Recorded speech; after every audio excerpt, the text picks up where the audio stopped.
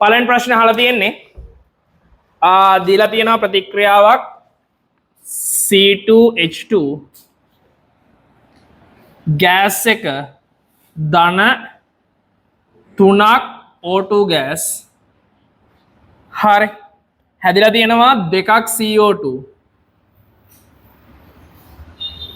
Gas එක ධන 2ක් H2O කියන එකනාගේ ගෑස් එක මෙන්න මෙයාගේ එන්තැල්පි විපර්යාසය ඔයාලට දීලා තියෙනවා ඍණ 1323යි කිලෝ ජූල් මවුලයට හරි ඔයාලෙන් අහනවා දහනයේදී වායුමය අවස්ථාවේ පවතින ජලය ගෑස් වෙනුවට ද්‍රව අවස්ථාවකට සෑදේ නම් ඩෙල්ටා H අගය අහලා තියෙනවා හරි දහනය වෙද්දි මෙතන හැදිලා තියෙන ගෑස් අවස්ථාවනේ මේක ද්‍රව වුණා නම් අගය තමයි අහන්නේ ඒ අවස්ථාවකදී ඔයාලට කරන්න තියෙන්නේ මොකද්ද මෙයා ද්‍රව බවට පත් කරගන්න H2O liquid හරි දෙකක් H2O liquid කරගන්නවා මෙයා මේ විදිහටම දෙකක් CO2 ගෑස් එක විදිහටම තියාගන්නවා හරි එතකොට දහනය වෙද්දි මෙන්න මෙයා හැදුනා නම් එන්තල්පි විපර්යාසනේ දාන්නේ මේක දීලා තියෙනවා කීයද ඍණ 1323යි කිලෝ ජූල් මවුලයට හරි CO2 ගෑස් කියන එකන මෙතන පත්ලා තියෙන්නේ ආය CO2 ගෑස්ට නේද එහෙනම් එන්තල්පි වෙනස කීයද බිඳුවයි හරි CO2 ගෑස් එක CO2 ගෑස් වුණා කියලා එන්තල්පි වෙනසක් නැහැ නේ ඒක බිඳුවයි හරි ඊට පස්සේ මෙතනදි ගත්තොත් එහෙම H2O ගෑස් එක H2O liquid වල එන්තල්පි විපර්යාසය දීලා තියෙනවනේ ඔයාලට H2O ගෑස් එක H2O liquid වෙනකොට ඍණ 44යි කිලෝ ජූල් මවුලට ඍණ 44යි කිලෝ ජූල් මවුලයට හැබැයි මෙතන තියෙනවා ජල අණු දෙකක් ඒ හින්දා ඒ වගේ දෙගුණයක් එන්න ඕන හරි හරි එතකොට දැන් ඔයාලට එනවා මෙන්න මේ එන්තල්පි විපර්යාසය තමයි අහන්නේ ඩෙල්ටා H theta RxN හරිද ඔයාලට කියන්න පුළුවන් හෙස් නියමයෙන් හරි ඩෙල්ටා H theta RxN මෙන්න මෙතන ඉඳන් මෙතෙන් යනකොට වෙන එන්තල්පි විපර්යාසය සමාන වෙනවා මෙහෙම ගිහිල්ලා මෙහෙම යනකොට සිදුවන එන්තල්පි විපර්යාසය මේක සමානයි ඍණ 1323යි කිලෝ ජූල් මවුලයට ධන ඍණ 84යි 88යි කිලෝ ජූල් මවුලයට හරි මෙන්න මේ දෙකේ එකතුවට හරි හරි එතකොට මෙතනින් ගත්තොත් 1යි 4යි හරිනේ උත්තරාංක 5 හරි උත්තරාංක 5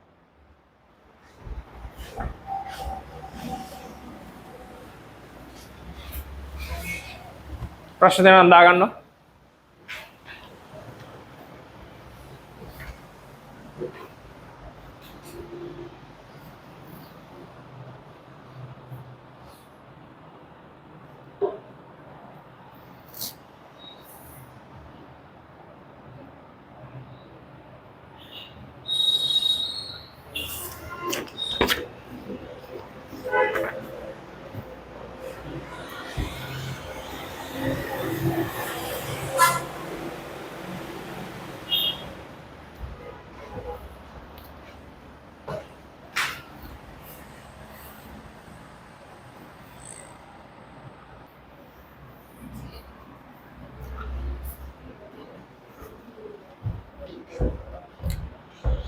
හරි ඊළඟට කතා කරලා තියෙනවා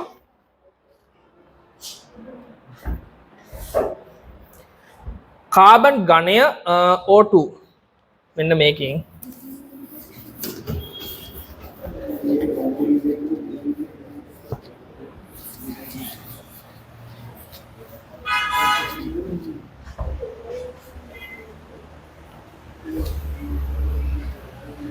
කාබන් සොලිඩ් එක ධන O2 ගෑස් එක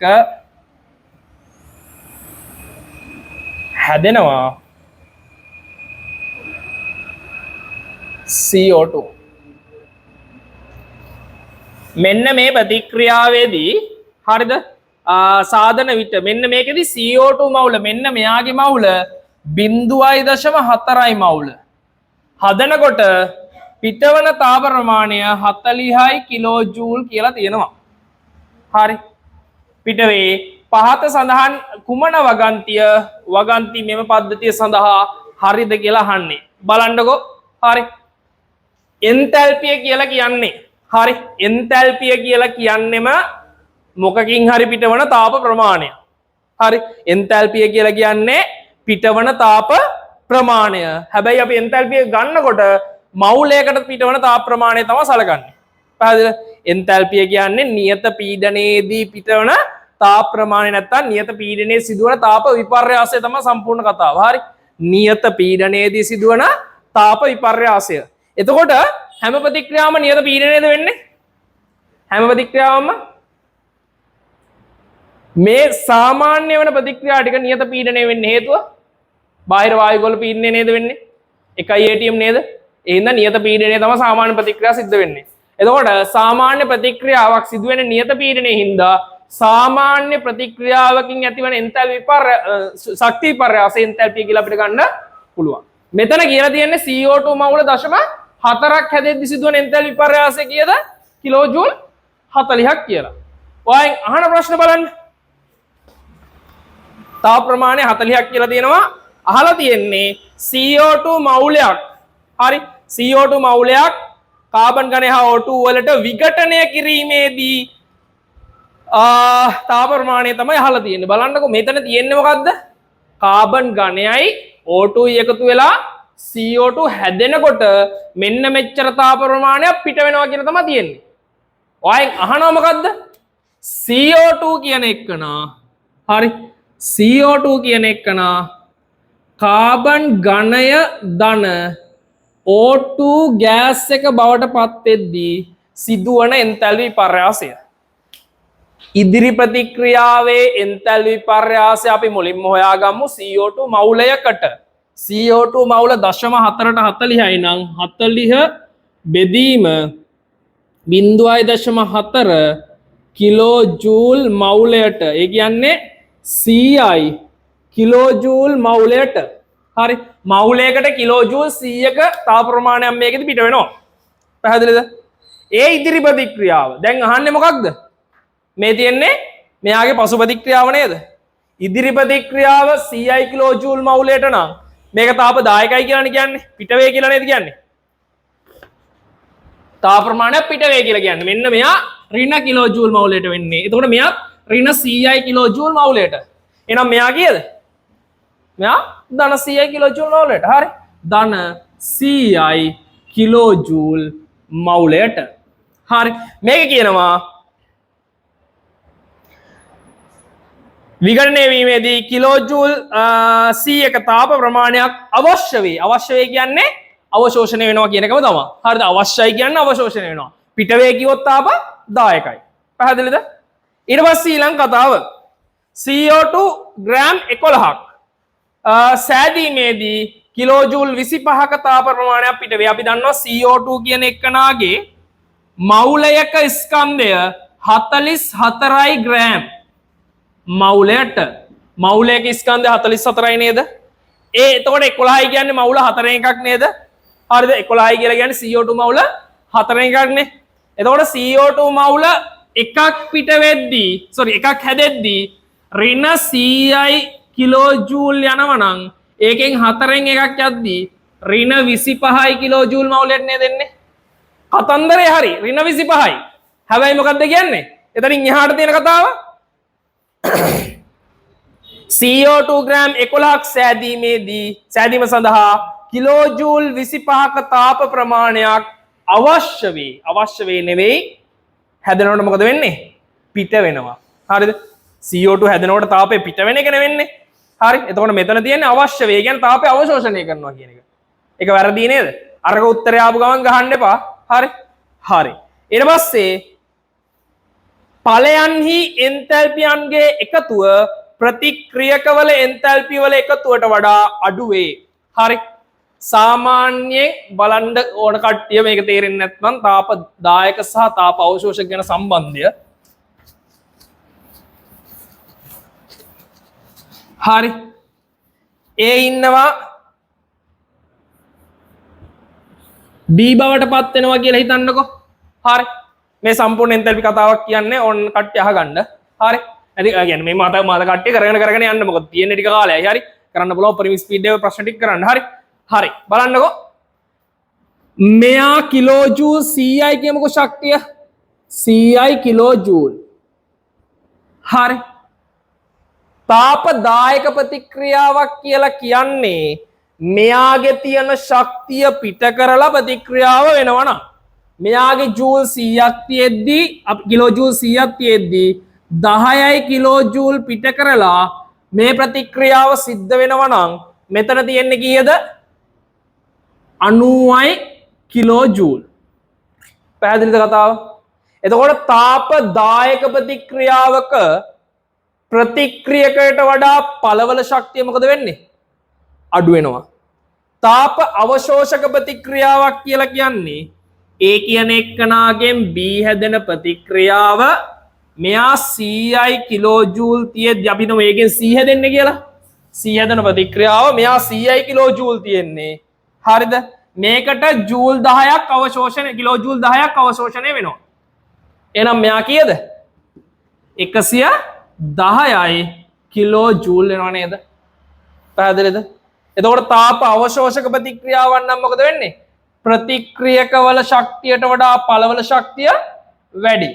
තාපදායක ප්‍රතික්‍රියාවක් නම් ප්‍රතික්‍රියකවලට වඩා පළවල ශක්තිය අඩුයි. තාප අවශෝෂක ප්‍රතික්‍රියාවන් නම් ප්‍රතික්‍රියකවලට වඩා පළවල ශක්තිය වැඩි. පැහැදිලිද?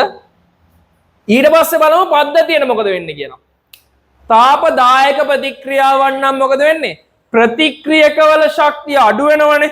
මේ අඩු වෙන ශක්තිය ප්‍රතික්‍රියකවල නම් පළවලට යනකොට ප්‍රතික්‍රියාවේදී ප්‍රතික්‍රියකවලට වඩා පළවල ශක්තිය අඩුයිනේ. එතකොට මොකද වෙන්නේ? මෙන්න මේ අඩු වෙන ශක්තිය තියෙන්නේ. ඒ අඩු වෙන ශක්තිය කොහෙද යන්නේ? භාජනයට යන්නේ. හරි. එතකොට තාපදායක ප්‍රතික්‍රියාවන් නම් භාජනය මොකද වෙන්නේ? රත් වෙනවා. තාප අවශෝෂක ප්‍රතික්‍රියාවන් නම් භාජනය මොකද වෙන්නේ? සීතල වෙනවා. පැහැදිලිද? තාපදායක ප්‍රතික්‍රියාවන් නම් ඒ පිටවන තාපය මොකද වෙන්නේ? භාජනයට යනවා. භාජනයට ගියාට පස්සේ පද්ධතිය රත් වෙනවා. තාප අවශෝෂක ප්‍රතික්‍රියාවන් නම් මොකද වෙන්නේ? භාජනයේ තියෙන තාපය තමයි මෙයා අවශෝෂණය කරන්නේ. එතකොට පද්ධතිය සිසිල් වෙනවා. පැහැදිලිද කතාව? තේරුණාද කතාව? හරි. ඊට පස්සේ අපි යන්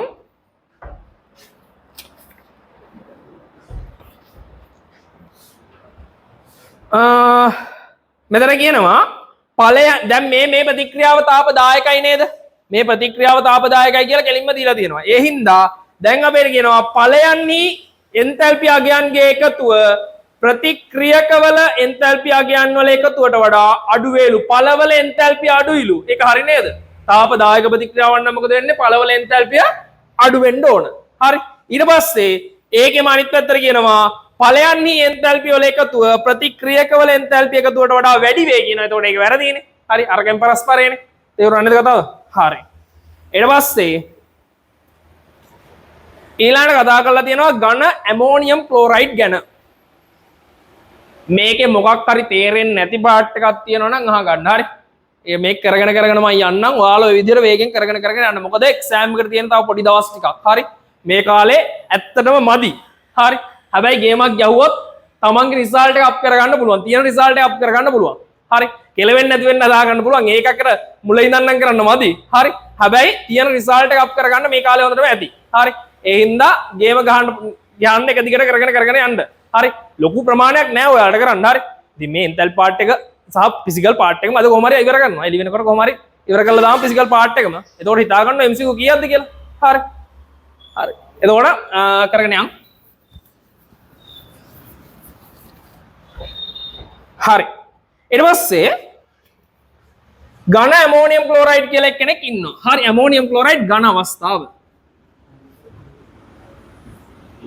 සොලිඩ් එක ඉන්නවා. සොලිඩ් එක මොකද වෙලා තියෙන්නේ? සෙල්සියස් අංශක 25 දී ජලයේ දිය කළ විට ද්‍රාවණයේ උෂ්ණත්වය අඩු වෙයි. මෙන්න මූ ජලයේ දිය කරාට පස්සේ මොකද වෙලා තියෙන්නේ? මෙන්න මේ ද්‍රාවණයේ උෂ්ණත්වය අඩු වෙලා තියෙනවා. මෙයාගේ T අඩු වෙලා තියෙනවා. ඒ කියන්නේ ඇමෝනියම් ක්ලෝරයිඩ් කියන එකන ජලයේ දියවීම තාපදායක ප්‍රතික්‍රියාවක්ද තාප අවශෝෂක ප්‍රතික්‍රියාවක්ද? තාප අවශෝෂක ප්‍රතික්‍රියාව. හරි. ඇමෝනියම් ක්ලෝරයිඩ් දැම්මට පස්සේ පද්ධතිය සිසිලුණා කියලා කියන්නේ මේක තාප අවශෝෂක ප්‍රතික්‍රියාවක්. ඒ කියලා කියන්නේ ඩෙල්ටා H වල ලකුණ ඩෙල්ටා H වල ලකුණ දාන. හරි. ඊට පස්සේ අහන්නේ මොකද්ද ඩෙල්ටා H වල ලකුණයි ඩෙල්ටා S වල ලකුණයි අහන්නේ. හරි. හරි. ඩෙල්ටා H වල ලකුණයි ඩෙල්ටා S වල ලකුණයි අහන්නේ. හරි. ඩෙල්ටා S වල ලකුණ ඩෙල්ටා S වල ලකුණ ගත්තොත් එහෙම ඩෙල්ටා S කියන්නේ මොකක්ද? ඩෙල්ටා S කියලා කියන්නේ චලනය වීමට ඇති හැකියාව අහඹුතාව හේවත් චලනය වීමට ඇති හැකියාවට තමයි අපි කියන්නේ එන්ට්‍රොපිය කියලා. හරි. එන්ට්‍රොපිය කියන්නේ මොකද්ද? අහඹුතාව හේවත් චලනය වීමට ඇති හැකියාව. ඝනයක් තුල තියෙනවට වඩා ජලයේ දිය වුණාට පස්සේ චලනය වීමේ හැකියාව මොකද වෙන්නේ? වැඩි වෙනවා. හරි. ඝනයකට චලනය වෙන්න බෑනේ. හැබැයි ජලීය ද්‍රාවණයකට මොකද වෙන්නේ? චලනය වෙන්න පුළුවන් නේද? ඒ කියන්නේ ඝනයක තියෙනවට වඩා ජලයේ දිය වුණාට පස්සේ චලනය වීමේ හැකියාව වැඩි. ඒ කියන්නේ එන්ට්‍රොපිය වැඩි.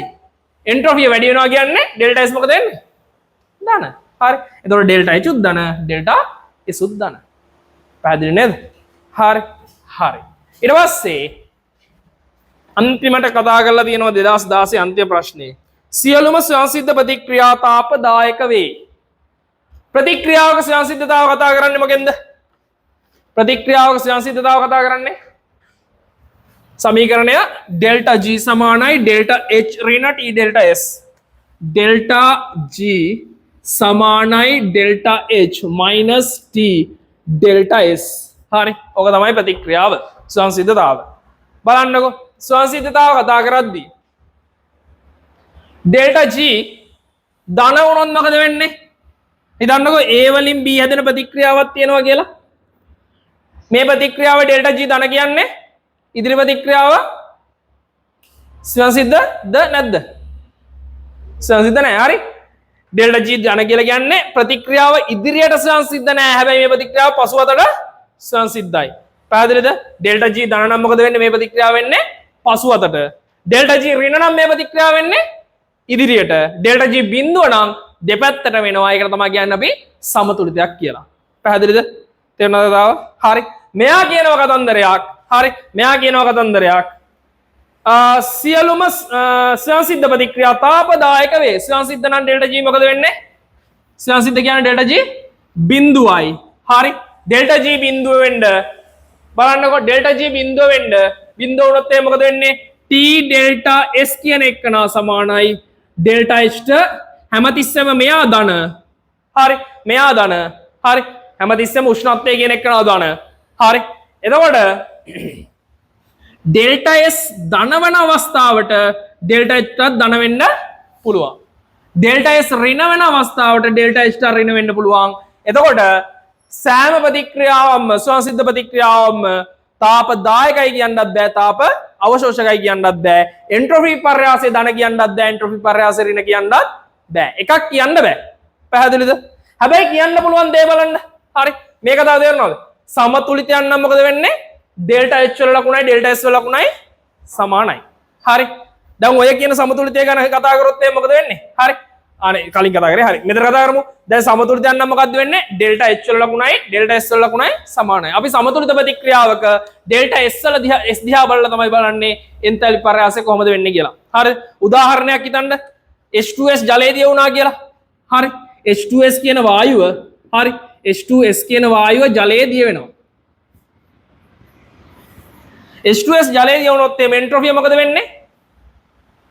එන්ට්‍රොපිය H2S කියන එක නා ජලයේදී වීම තාපදායක තාප අවශෝෂකද?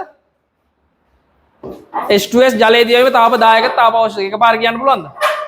බෑ. එකපාර කියන්න බෑනේ. හැබැයි කියන්න ක්‍රමයක් තියෙනවා. බලන්නකෝ. H2S ජලයේදී වීම තාපදායක තාප අවශෝෂකද කියන්නේ ක්‍රමය තමයි H2S ජලයේදී වීම සමතුලිතයක්. H2S ජලයේදී වීම සමතුලිතයක් කියන්නේ ඒකේ ඩෙල්ටා G බිඳුවයි. ඩෙල්ටා G බිඳුව නම් ඩෙල්ටා S වල ලකුණ ඩෙල්ටා H වල ලකුණට සමාන වෙන්න ඕන.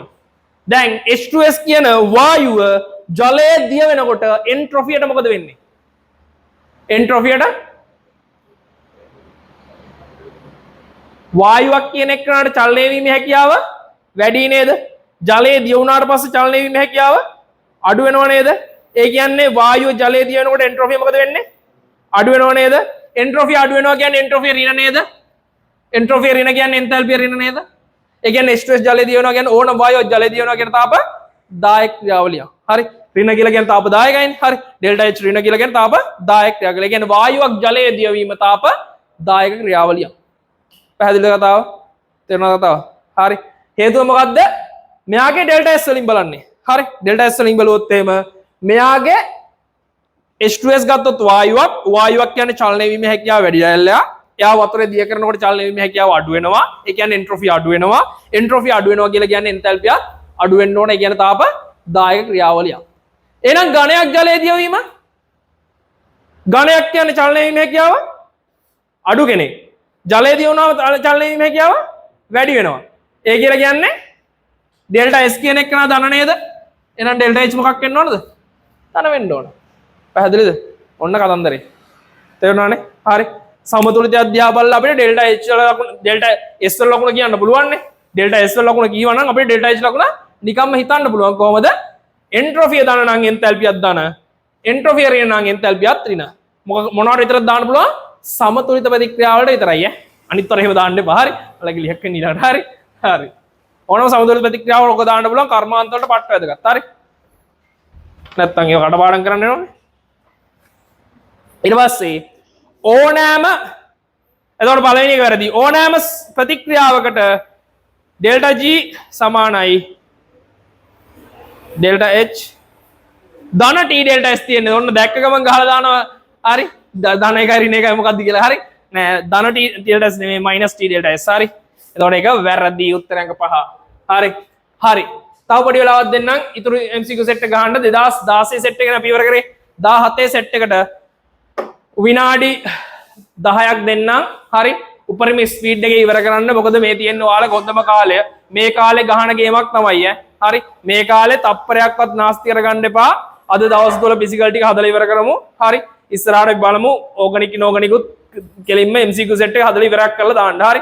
ඉවරක් කරොත් ගේම ගොඩ. හරි. ඔය මොකද ඔයාලට තේරෙයි 2016 කළා 17 කරාට පස්සේ 16න් 17න් තමයි 18ට අහලා තියෙන්නේ. 16 17 18න් තමයි 19ට අහලා තියෙන්නේ. හරි. ඒ සෙට් එකෙන් තමයි 20ට අහලා තියෙන්නේ. හරි. ඒ සෙට් එක තමයි 21ට අහන්නේ. 22ට 23ට 24ට 25ට අහයි. හරි. හරි. හරි. ඔයාලට තියෙනවා මේකේ බන්ධන විකරණ එන්තැල්පිය යන්නේ අහලා තියෙන්නේ. බන්ධන විකරණ එන්තැල්පිය නම් බන්ධන පොඩ්ඩක් පෙන්නලා අඳින්න. නැත්තම් ඔයාලට සමහරට කරගන්න බැරි වෙයි. හරි. තියෙන්නේ N2. N2 ගෑස් එක ගත්තොත් එහෙනම් මෙහෙමනේ දෙන්නේ. N ත්‍රිත්ව බන්ධනයක් N. හරි. මේක දාන 3ක් F2 හැදෙනවා. මෙයාගේ ගෑස් අවස්ථාව දෙකක් NF3 ගෑස්. හරි. මේක එන්තල් ප්‍රතික්‍රියාව සඳහා ඩෙල්ටා H තීටා දීලා තියෙනවා ඍණ 293යි කිලෝජූල් මවුලයට. හරි. ඉන් ත්‍රිත්ව බන්ධනයක් හා NF බන්ධන විඝටන එන්තැල්පි අගයන් පිළිවෙලින් බලන්නකෝ. මෙන්න මේ පොයින්ට් එක අහගන්න. කවුරුත් ඒක දාලා තිබ්බේ නැහැ හරියට. හරි. ඒ කියන්නේ පෙලක් වලට පටල ගන්නවා. පෙලකට දාලා තිබ්බා. හැබැයි පෙලක් වලට පටල ගන්නවා. කොහේ හරි තැනක බන්ධන විඝටන එන්තැල්පිය දීලා තියෙනවා නම් මෙන්න මෙතනින් වායුමය අවස්ථාවේ පරමාණු ටික ලියන්න. ඒ කියන්නේ නයිට්‍රජන් ගෑස් එක මේ N ගෑස් එක. හරි. ඊට පස්සේ F ගෑස් එක. පැහැදිලිද? බැරි වෙලාවත් මේකේ දීලා තියෙන උත්පාදන එන්තැල්පි නම් අහගන්න. හරි. මේකේ දීලා තියෙන උත්පාදන එන්තැල්පි නම් මෙතන ලියන්නේ සමුද්දේශ ස්වරූප. ඒ කියන්නේ N2 ගෑස් එක F2 ගෑස් එක කාබන් ඝනය ග්‍රැෆයිට් අන්නේ විදිහට උත්පාදන එන්තැල්පි දීලා තියෙනවා නම් මෙතන ලියන්නේ සමුද්දේශ ස්වරූප. බන්ධන විඝටන දීලා තියෙනවා නම් මේක වායුමය අවස්ථාවේ පරමාණු ටික ලියන්න. බැරි වෙලාවක් දීලා තියෙන දහන එන්තැල්පි නම් මෙතන ලියන්නේ දහන පළ ටික. ඒ කියන්නේ කාබන්ගෙන් CO2 හයිඩ්‍රජන්ගෙන් ජලය. හරි. අන්න ඒ ටික මේ පාතින් ලියන්න. ලියලා ඉවර වෙලා මේ H චක්‍රය ගහන්න පටන් ගන්න. නැතුව ගහන්න ගත්තට පස්සේ ඔයාලට පැටලෙනවා. එහෙට මෙහෙට H චක්‍ර ගහන්න එපා. ඒ අවස්ථාව තුන හරියට අල්ල ගන්න. හරි. උත්පාදන එන්තැල්පිය නම් සමුද්දේශ ස්වරූප. හරි. දහන එන්තැල්පිය නම් කාබන් ඩයොක්සයිඩ් ජලය වගේ දහන පළ. හරිද? බන්ධන විකරණ නම් පරමාණු ටික. හරි. මේ පාතින් ලියන්න ඕන. පැහැදිලිද? දැන් බන්ධන විකරණ යන්න තියෙන්නේ. ඒ හින්දා මෙන්න වායමය අවස්ථාවේ පරමාණු ටික පාතින් ලියවා. ඊට පස්සේ මෙතනින් දෙකක් එනවා නයිට්‍රජන්ලා. මෙතනින් ගත්තොත් එහෙම හයක් එනවා. දැන් අපි බලන්න ඕන මෙන්න මෙතනදි ගත්තොත් එහෙම නයිට්‍රජන්ගේ ත්‍රිත්ව බන්ධනය කරලා නේද මෙතෙන් එන්නේ. හරි. මෙතන ගත්තොත් එහෙම මෙන්න මෙහෙමයි ඉන්නේ. 3ක් FF. මෙන්න මෙයානේ F2 කියන්නේ. මෙයා ගත්තොත් එහෙම N F F F. මෙතන ඉඳන් මෙතෙන් එන්න N ත්‍රිත්ව බන්ධන නයිට්‍රජන් වල ත්‍රිත්ව බන්ධනය කරන්න ඕනේ. එතන ශක්තිය ඔයාලට දීලා තියෙනවා. නයිට්‍රජන් වල ත්‍රිත්ව බන්ධනයේ ශක්තිය ඔයාලට දීලා තියෙනවා 946යි. 946යි කිලෝ ජූල් මවුලයට. හරිද? ඊට පස්සේ FF බන්ධනයක බන්ධන ශක්තිය දීලා තියෙනවා sorry FF බන්ධනයේ බන්ධන ශක්තිය අහන්නේ. මෙතන FF බන්ධන කීයක් ගන්නවද? 3ක් ගන්නවනේ. එහෙනම් 3ක් ඩෙල්ටා H තීටා VD හරි F F හරි. එතකොට මෙන්න මේක දාගත්තා. මෙතනින් ගත්තොත් එහෙනම් මොකක්ද වෙන්නේ? මෙතන NF බන්ධන කීයක් ගන්නවද? මුලින්ම NF බන්ධනයේ ශක්තිය ගමුකෝ අපි. NF බන්ධනයක බන්ධන ශක්තිය ඔයාලට දීලා තියෙනවා NF බන්ධනයක බන්ධන ශක්තිය 272යි. 272යි කිලෝ ජූල් මවුලයට. හරි. එතකොට මෙතනින් මෙතෙන් එන්න 272යි. හරි. ඒ වගේ කීයක් තියෙනවද? NF එක බන්ධනයක බන්ධන ශක්තිය 272යි. ඒ වගේ කීයක් මෙතෙන් යනවද? එක NF3 ගන්න නම් එතන තියෙනවා 3ක්. එහෙනම් දෙන්නෙක් ඉන්නවා කියන්නේ 6ක් තියෙනවා. ඒ කියන්නේ මේ වගේ 6 ගුණයක් යනවා. පැහැදිලිද? එතකොට ඔයාලට එනවා මොකද්ද? මෙයා ධන මෙයා දෙන්න මෙතෙන් යන්නේ. එතකොට S නියමෙන් දාන්න පුළුවන් මෙයා ධන මෙයා සමාන වෙනවා මෙයා ධන මෙයාට. පැහැදිලිද? හරි. ඔයාලට එනවා මොකද්ද? 946යි කිලෝ ජූල් මවුලයට. හරි. ධන 3වරක් delta H theta B D F F. හරි. සමාන වෙනවා ඍණ 293යි කිලෝ ජූල් මවුලයට ධන 6වරක් 272යි කිලෝ ජූල් මවුලයට. හරි. මෙතන උත්තරේ 141 ධන 141 දාවේ. හරි. මේක නම ධන 141යි. හරි.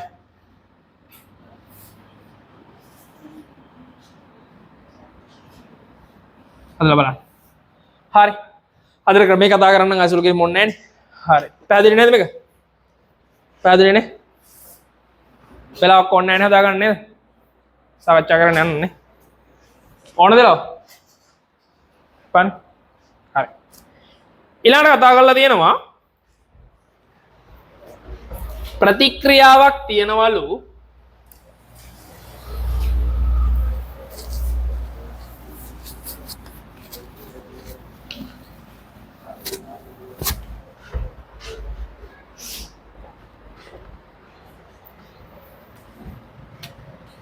ප්‍රතික්‍රියාව 298 කෙල්වින් වලදී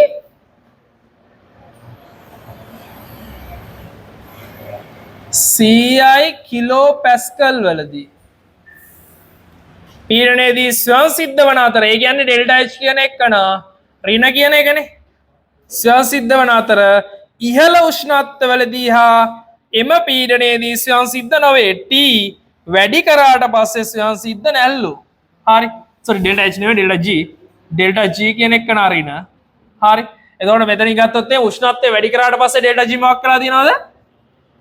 ධන වෙලා තියනව නේද? හරි. මෙයා සංසිද්ධයලු හැබැයි ඉහළ උෂ්ණත්වවලදී සංසිද්ධ නැතිලු. ඔයෙන් අහනවා මොකද්ද? delta G වල ලකුණ අහලා තියෙනවා. delta H වල ලකුණ අහලා තියෙනවා. delta S වල ලකුණ අහලා තියෙනවා. ඒ ටිකම අහලා තියෙනවනේ.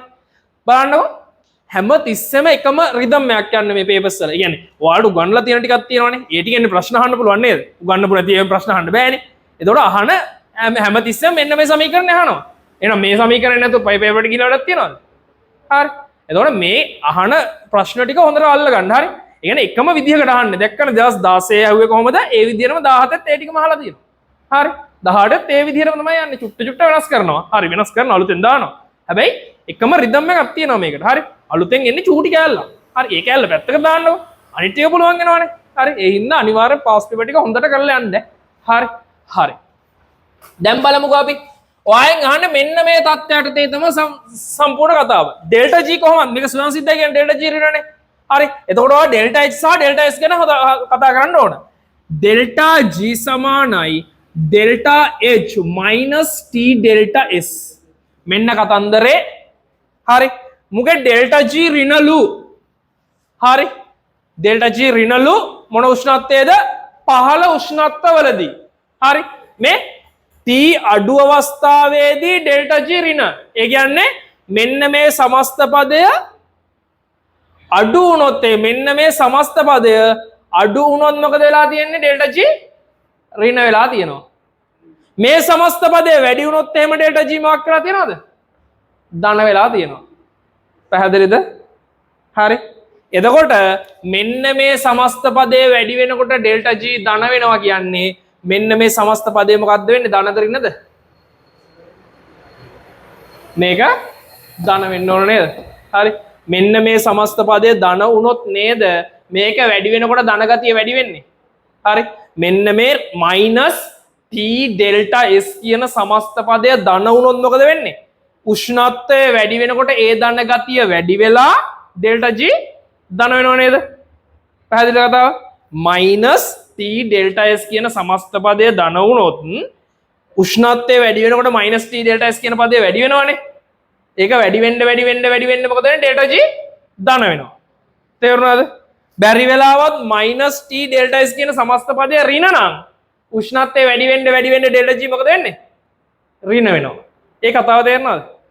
උෂ්ණත්වය වැඩි වෙනවා කියන්නේ මේ minus T ඩෙල්ටා S කියන පදයම වැඩි වෙනවා කියන එක. උෂ්ණත්වය වැඩි වෙනකොට මොකද වෙන්නේ? minus T ඩෙල්ටා S කියන පදය වැඩි වෙනවා. උෂ්ණත්වය වැඩි වෙනකොට ස්වයංසිද්ධතාව නැති වෙනවා කියලා කියන්නේ මේ minus T ඩෙල්ටා S කියන පදය අනිවාර්යෙන් ධන වෙන්න ඕන. තේරුණාද? උෂ්ණත්වය වැඩි වෙනකොට ස්වයංසිද්ධ වෙන්න නම් minus T ඩෙල්ටා S පදය ඍණ වෙන්න ඕන. ඒක තව තේරුණාද? පැහැදිලි නේද? හරි. දැන් minus T ඩෙල්ටා S කියන පදය ධන වෙන්න නම් මෙතන minus එකක් තියෙනවනේ. T අනිවාර්යෙන් ධනනේ. එහෙනම් අනිවාර්යෙන් මෙයා මොකක් වෙන්න ඕනද? ඍණ වෙන්න ඕන නේද? හරි. මොකක්ද වෙලා තියෙන්නේ? උෂ්ණත්වය වැඩි වෙනකොට ඩයල් එක ස්වයංසිද්ධතාව නැති වෙලා තියෙනවා. ස්වයංසිද්ධතාව නැති වෙන්නේ මොකක් වුණොත්ද? ඩෙල්ටා G කියන එක නා ධන වුණොත්. ස්වයංසිද්ධතාව නැති වෙන්නේ ඩෙල්ටා G කියන එක නා ධන වුණොත්. දැන් උෂ්ණත්වය වැඩි වෙනකොට ඩෙල්ටා G ධන වෙන්න නම් මොකක් වෙන්න ඕනද? මෙන්න මේ සමස්ත minus T ඩෙල්ටා S කියන පදයම ධන වෙන්න ඕන. minus T ඩෙල්ටා S කියන පදය ධන නම් උෂ්ණත්වය වැඩි වෙනකොට මොකද වෙන්නේ? ඩෙල්ටා G ධන වෙනවා. පැහැදිලිද? ඒක තව තේරුණා නේද? හරි. ධන පදය වැඩි වෙනකොට නේද අරයා ධන වෙන්නේ? හරි. ඊළඟ කතාව තමයි මේ සමස්ත පදය ධන නම් හරි අඩු උෂ්ණත්වවලදී ඍණ ස්වයංසිද්ධ වෙන්න නම් අඩු උෂ්ණත්වවලදී ඩෙල්ටා G ඍණ වෙන්න බෑ.